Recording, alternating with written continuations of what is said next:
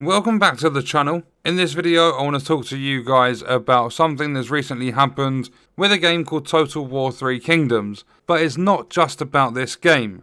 What I've done is I've not highlighted any of the text, and I've only done that because there's literally a couple of things I want to talk about from this article, and basically fans are protesting because the developers have decided to stop developing the game and it's been review bombed. If we scroll down, you can see players are unhappy, blah blah blah. 4,000 plus new reviews have been added to the game's Steam storefront, most of which give a mostly negative rating. And we will get to the storefront, or we'll get to Steam and have a look at the reviews in a minute. But one of them literally says, way to stop producing content for a game called Total War 3 Kingdoms without actually getting to the 3 Kingdoms part. And that player has spent 745 hours in the game. So now over on the Steam store page for the game, and you can see the recent reviews, overwhelmingly negative with over 5,100 reviews. So if we hover over that, 17% of the 5,100 are positive. And if we scroll down, we're going to take a look at a couple of the negative reviews. And then I want to talk to you guys a little bit about another review bomb. So you can see the graph, the chart, or whatever you want to call it. You can see that on the 28th of May alone, there were over 1,600 negative reviews.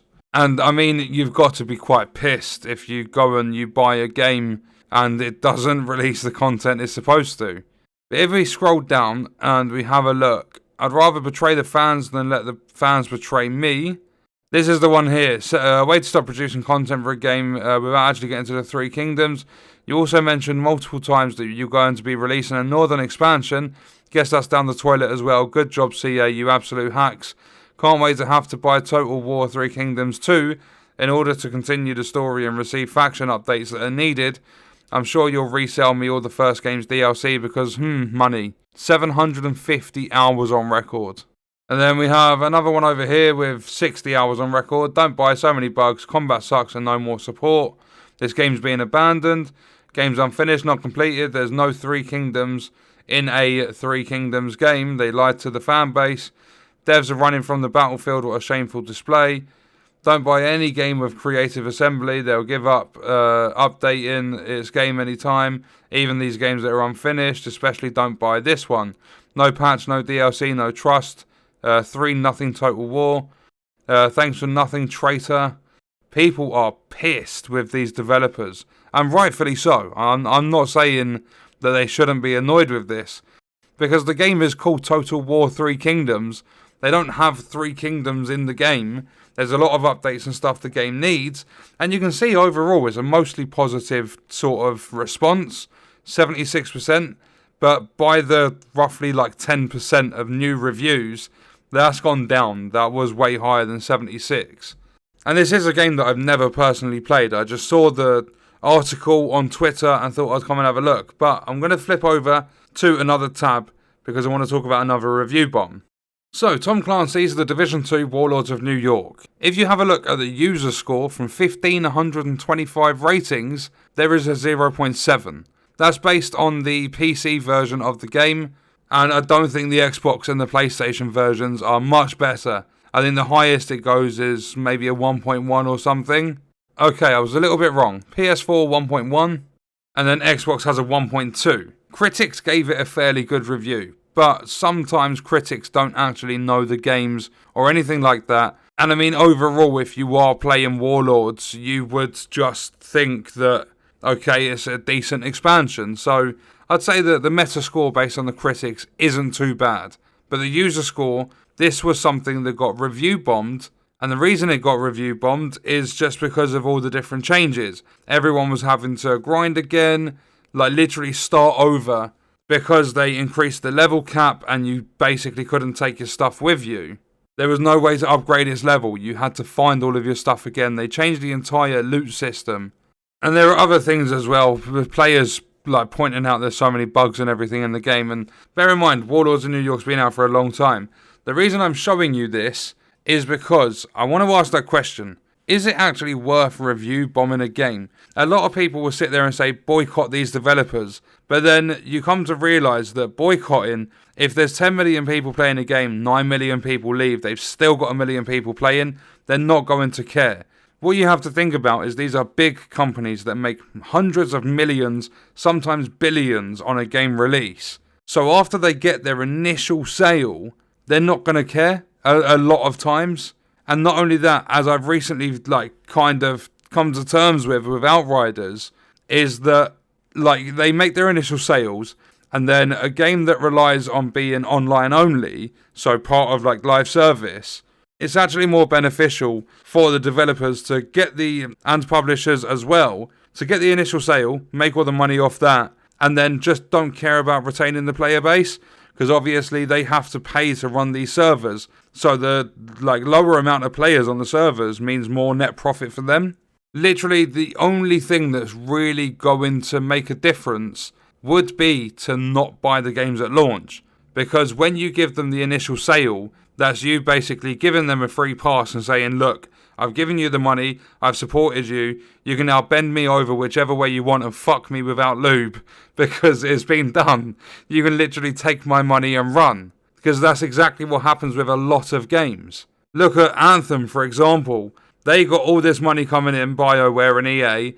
They had the initial sales, the game was a load of shit, they started working on it, got it to an okay sort of state, and then just said, right, we're going to work on an overhaul, pretty much abandoned the game. I think they did actually fully abandon the game besides rerunning different events in-game. And they said, we're going to work on an entire overhaul. Then EA got the sort of higher up word and they cancelled it. So all that money that players spent on Anthem, gone to waste because nothing will ever be done. All the money spent for people to get 3 Kingdoms out of Total War, they're never going to get it. The developers have actually abandoned it to go and work on a new game. And I think it was stated to be something along the lines of focusing on romance out of a novel. Or I don't know exactly what's going on with Total War. But basically, the only thing that would get developers to listen and actually pay attention to people saying right, I want a polished game. If I'm going to give you my money, I want to have fun in return. I don't want to be walking around every corner and getting fucking stuck on debris and not being able to move until I restart my game. The only way to get these companies to listen is to not buy the product. They release a game, it gets hit hard and it has barely any sales, and then they'll do something. They'll be like, why are people not buying our game? But at the end of the day, that's not even going to work, because players they get hyped up from all the trailers and everything. They like the look of the game. They become a fan of the game, so they want to support the developers. And it's only after they buy the game can they actually test how broken it is or play the game and have lots of fun with it. So basing your decision off companies screwing you over in the past isn't going to work either, because buying those games, people are encouraged through trailers and stuff. They get hyped up, but then if they think about it and they go, actually no, I've been burnt so many times in the past, then they're always going to have that sort of question in their mind. Is this, or would it have been, the game that would change everything for the industry? Would this be the game that's going to set the foundation for other developers to work on and polish their games more? There's always you're basically always stuck in a loop. And there's no way to get out of it if you're a gamer. Absolutely no way you can get out of it. Boycotting, class action lawsuits and stuff. I see people talking about taking these companies to court all the time. That's not going to work either, just purely based on the fact that they are big companies. And I personally think it's going to cost you at least 6 figures real life money to get these companies in court. And then you need to have a very solid case, but you also need to find the right people that are going to take the case on. And I totally get it, theft, misleading conduct, all that sort of stuff. False advertising, all that sort of stuff. It can be taken to court. But to get one of these companies in court, I think is going to cost a lot of money. So there is literally no way for us to get out of it. Right now, the only thing to do, I'm not trying to push reviews or anything like that at all. This isn't to promote a certain type of content. But I think the only way is if a player is unsure, they wait until the game comes out and then they watch actual gameplay once players have got hands on. But then at the same time, reviews can also be all over the place like they were with Biomutant, so you never truly know. So that's why a lot of players will still take the hit. They'll lose that £60 to risk it just in case that game is the game that changes everything. Although, we're never going to know when the next game's going to release and it's going to come out in a polished state. We never ever know. Is it worth review bombing? Is it worth trying to boycott and all this sort of stuff? Because I don't think any of it really matters. I think personally, you've just got to either want the game enough to purchase it or just don't buy it. I don't think there's ever going to be a time where there's going to be a big enough community that are so against it they actually fully boycott these games from launch so they don't buy them. But then if you don't buy them at launch, you're never going to know if there's bugs and stuff in there that need changing. So it's a really, really tough situation. But I thought I'd just talk to you about review bombing, all that sort of stuff regarding games, because I saw the developers abandon Total War 3 Kingdoms when they still had stuff that the players felt needed to be worked on. And it's weird how it's called Three Kingdoms, but it doesn't feature it. It's like a game I played recently called Castle Flipper. You don't do any flipping and there's no fucking castles. It's a very, very crazy world being involved with gaming. Sometimes it's good, sometimes it's bad. It's a very, very mixed sort of thing within the gaming sort of industry. But yeah, that's like my little conversation over. Get yourselves involved in the comments. Let me know what you think and stuff. Start discussions with other people in the community and everything. And I'm going to leave the video there. So I'll see you guys in the next one. I hope you enjoyed it.